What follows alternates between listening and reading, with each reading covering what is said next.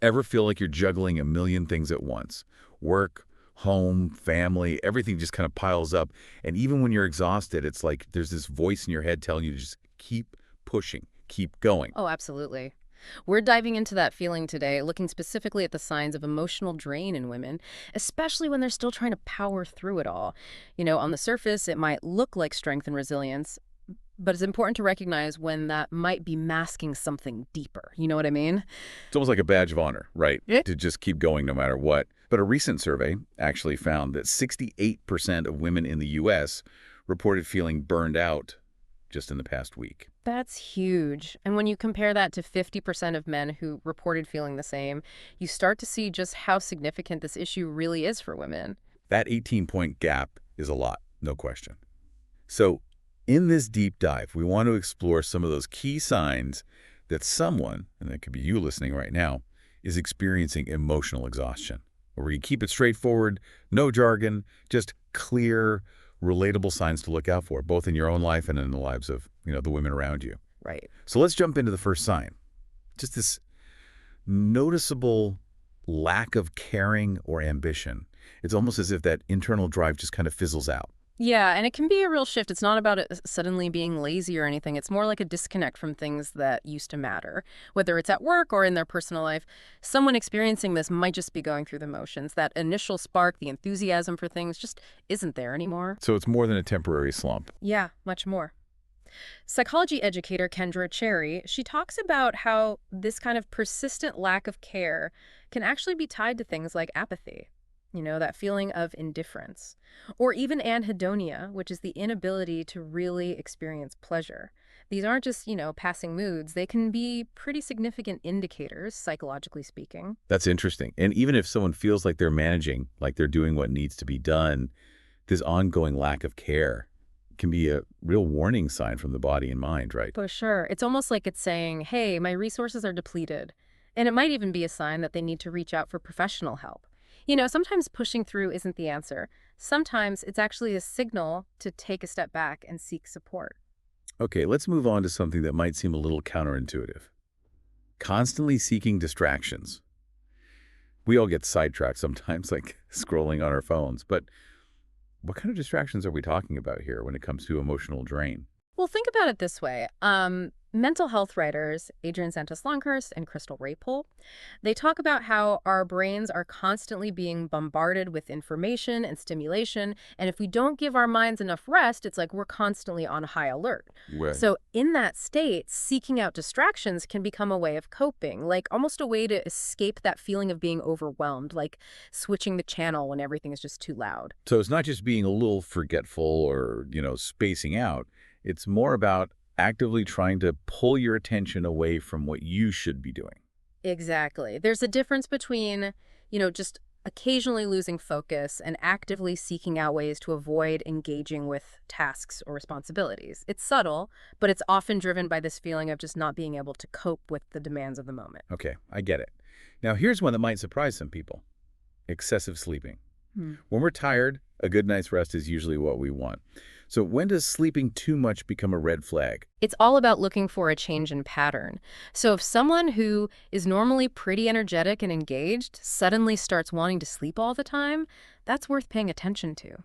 Sleep psychologist Deidre Conry points out that needing more sleep because you're actually sleep deprived, or if you have a diagnosed sleep disorder, is very different from this excessive sleep that can sometimes be a sign of burnout. So it's not just general fatigue then. Not necessarily, no. Fatigue is definitely a part of it. But excessive sleep could also be a sign of other things going on, things like mental health issues, nutritional problems, maybe even side effects from medication. Right. Or it could be related to changes in activity levels. But in the context of what we're talking about, sleep can actually become kind of an escape, a way to just shut off those overwhelming thoughts and feelings for a little while. Almost like hitting the pause button on all the stress and demands. It makes sense.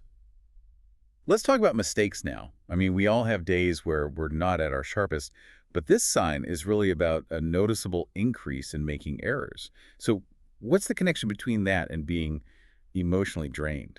Well, when you're mentally fatigued, it directly impacts your cognitive abilities. Mental health journalist Carrie Wigginton, she explains how this works.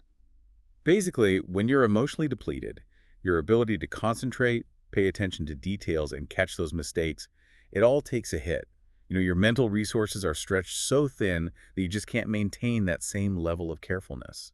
And in some jobs, those errors can have pretty serious consequences. Like, think about roles where precision is super important or anything related to safety. Absolutely. That's a big concern. And what can happen is that you get caught in this negative cycle. You start making more mistakes, you feel bad about it, maybe blame yourself, and then that just fuels the emotional drain even more. It's like a downward spiral. Let's move on to a sign that can be really tough on relationships. Resentment. That feeling of resentment towards the people around you, even those you love, it sounds so isolating. It is. The Cleveland Clinic, they define resentment as this complex emotional response to feeling mistreated or wronged. And Jolene Hansen, she's a licensed clinical social worker, she also links it to increased irritability, which is a common symptom of emotional exhaustion.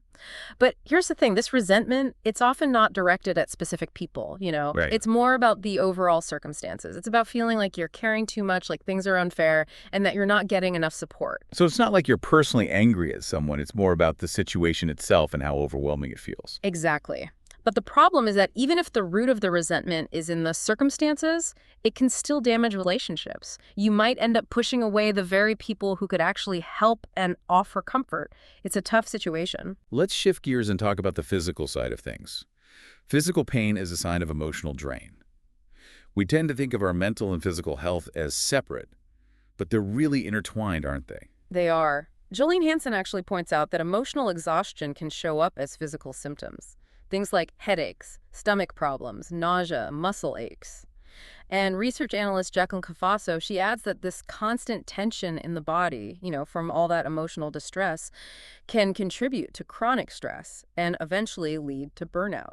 So it's not just, in your head or something you're making up. No, not at all. Our bodies are pretty good at letting us know when something's wrong. And when that emotional distress becomes chronic, it absolutely impacts our physical well-being. If you're experiencing these kinds of physical symptoms along with emotional drain, it's really important to talk to a doctor. Now, this next sign can be really difficult to deal with. A loss of interest in romantic relationships.